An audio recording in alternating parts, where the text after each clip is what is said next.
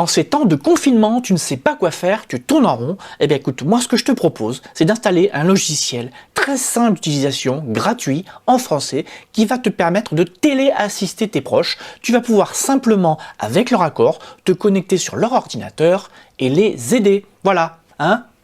Pas mal, non? Allez, on y va.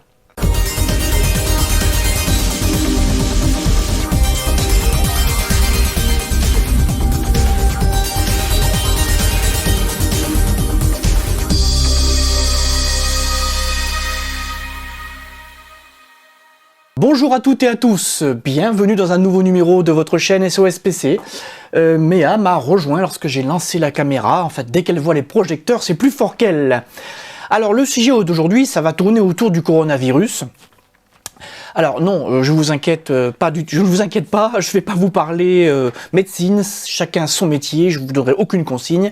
Simplement, alors mis à part le fait que j'ai publié ces jours-ci donc 2 articles que je vous conseille de regarder. Alors je vous mettrai la description dans la zone de commentaires, dans la zone juste en dessous. Donc il y a un article qui va vous parler des pièges que les pirates vous tendent en utilisant votre peur du coronavirus, des attitudes à avoir actuellement face à la surcharge des réseaux. C'est de plus en plus important, donc il faut que tous on fasse attention à pas trop utiliser de ressources. Mais pour en revenir à l'objet de cette vidéo, j'ai regardé sur sospc.m ces jours-ci, quel était l'article qui était le plus demandé. Eh bien, ce sont les articles qui étaient liés à la téléassistance. D'où m'est venue l'idée de vous parler de la téléassistance, vous parler du fait que nous sommes tous confinés chez nous.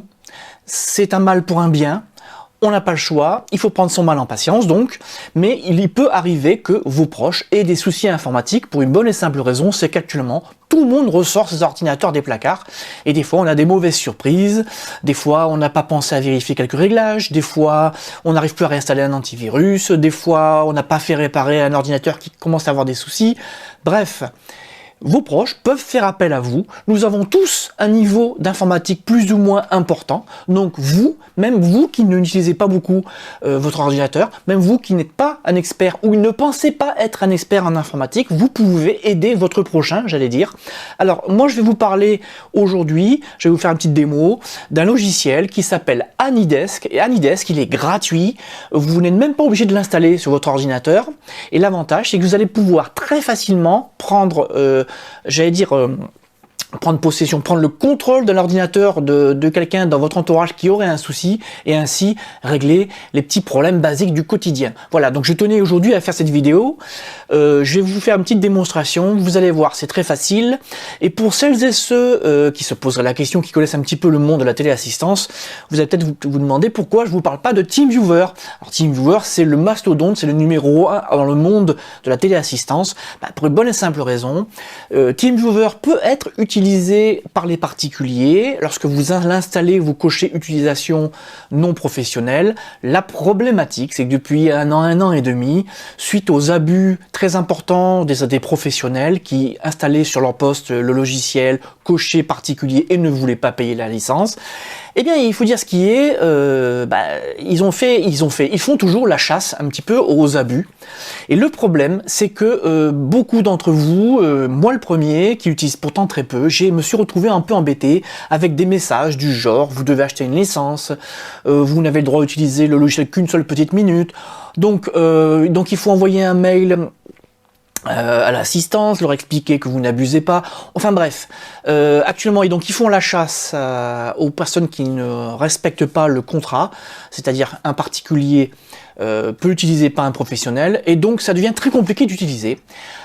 Pour vous rassurer, AnyDesk, l'équipe qui a conçu AnyDesk, qui a quand même plusieurs années maintenant, cette équipe travaillait auparavant chez TeamViewer. Voilà, vous savez tout. Donc c'est pour ça que je vous recommande ce logiciel. Je suis en train de me rendre compte que comme d'habitude, je vous parle un peu trop, et je pense que vous êtes impatient de voir de plus près comment ça marche. Allez, on y va tout de suite.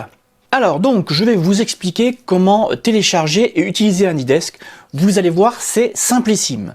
Alors pour cela, ce que je vais faire, c'est que je vais donc lancer plusieurs enregistrements et je vais incruster donc dans la vidéo l'ordinateur sur lequel je lance le logiciel et je l'utilise et un autre ordinateur sur lequel j'interviens. Alors déjà pour commencer, donc je vais enregistrer, hop, la session. Alors, hop, voilà, donc je vais l'incruster. Voilà, donc nous arrivons sur le site d'Anidesk. Je vous mettrai bien sûr l'adresse dans la zone de description. Je clique sur téléchargement gratuit, rien de tout bête. Voilà, il vous explique même en 3 étapes comment l'utiliser. Donc après, suivant votre navigateur, vous allez après chercher donc le logiciel. Je double-clique sur Anydesk. Hop, voilà. Alors, hop, parce que j'ai plusieurs écrans. Voilà. Et là, c'est très simple. Sur votre gauche, vous avez 9 chiffres. Ces 9 chiffres, c'est l'adresse, on va dire pour faire simple, de votre ordinateur. Et dans la zone autre poste de travail, vous allez pouvoir donc saisir les 9 chiffres de l'adresse de l'ordinateur sur lequel vous voulez intervenir. Alors, c'est là que je vais donc lancer un deuxième enregistrement. Hop, sur un autre poste. Voilà. Hop, voilà, donc il y a quelques secondes de latence. Voilà, comme ça je vais pouvoir vous...